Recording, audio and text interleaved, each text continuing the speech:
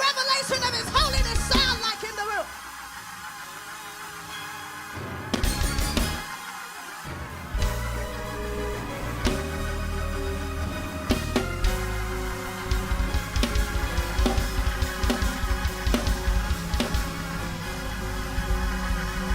It was gory. It was gory. The gore,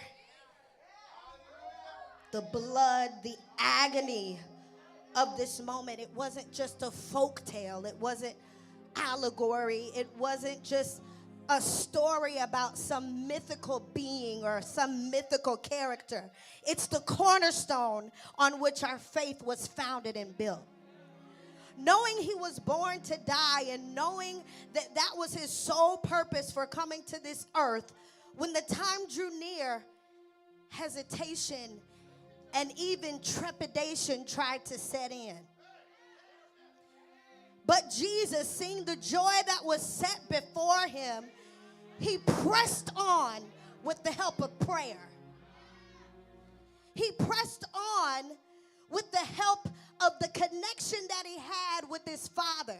He didn't run to a friend. He didn't run anywhere else. But when he was faced with the reality of rejection, when he was faced with the reality and the depth and the severity of his purpose and the severity and the depth of his destiny, he had to take a moment and talk to his Father.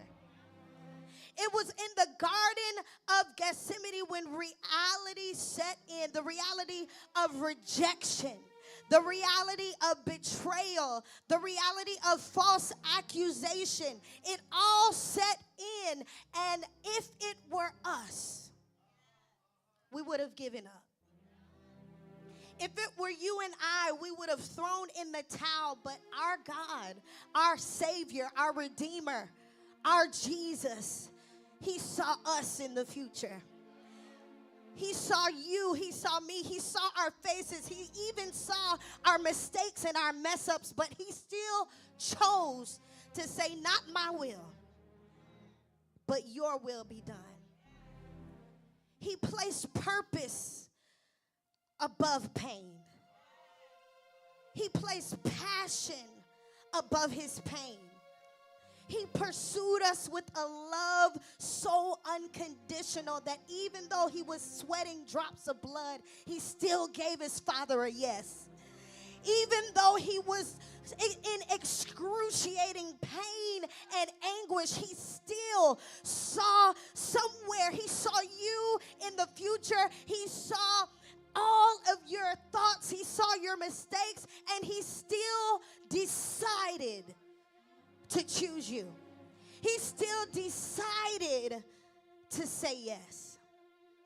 Not my will, but your will be done. So riddled with rejection and riddled with betrayal, he's in the garden and he's in anguish. He's emotionally in turmoil, and he gives God his yes. And then he moves on.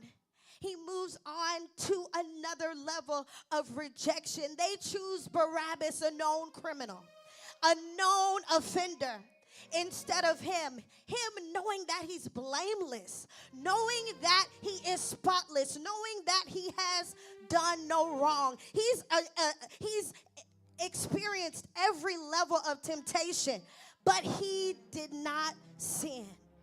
The blameless one, the spotless lamb, decided to still give a yes, even when the crowd chose someone else.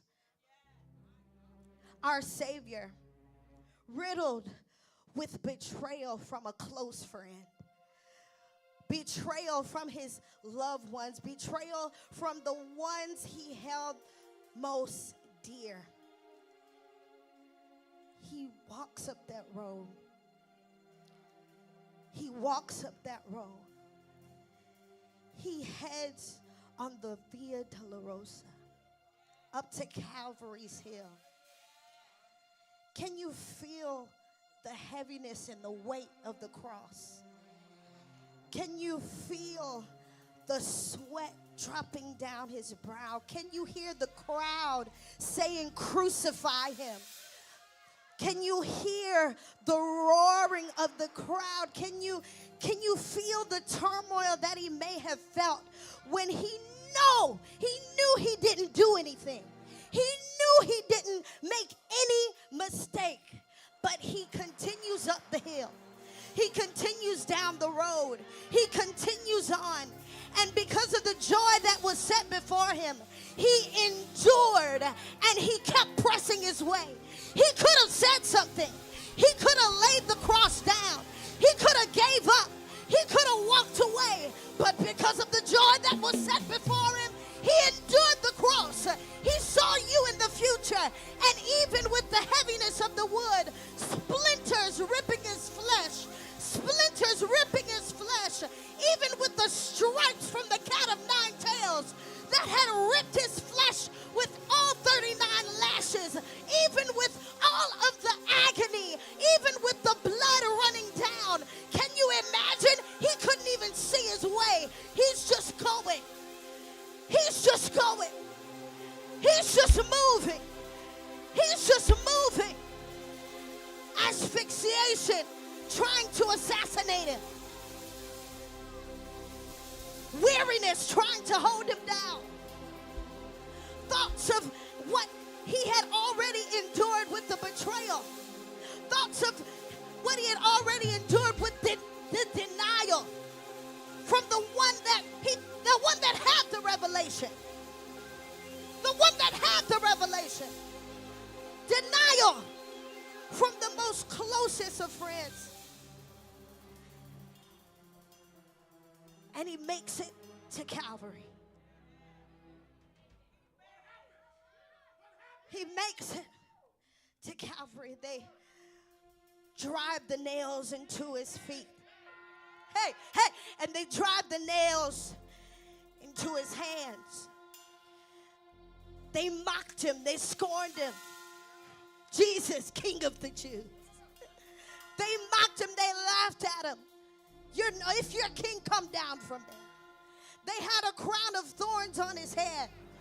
They put the crown of thorns on his head and they dug it deep into his skull until blood was dripping down his face.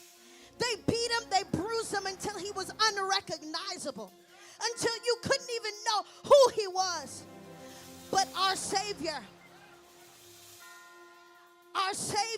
our Redeemer, he got on that cross.